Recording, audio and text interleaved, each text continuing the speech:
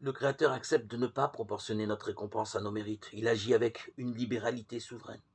Aux serviteurs inutiles que nous sommes, pour une poignée d'heures travaillées, il donne la vie éternelle.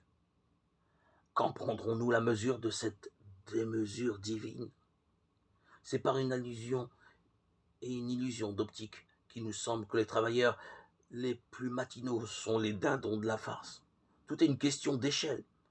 À l'approche de l'infini, nos logiques d'apothicaires s'affolent. Il est ridicule et mesquin de spéculer sur les heures de service quand on reçoit une éternité de bonheur. La disproportion rend grotesque nos calculs. D'ailleurs, œuvrer dans la vigne du Seigneur, n'est-ce pas être déjà avec celui que nous aimons? Or, l'amour n'a pas besoin d'être rétribué. Il est à lui-même son propre salaire. Il lui suffit d'être pour être payé.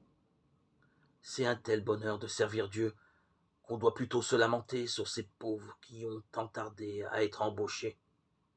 Il serait bien injuste que eux qui ont déjà été privés de 11 bonheurs de travail pour Dieu, ils reçoivent moins que les premiers.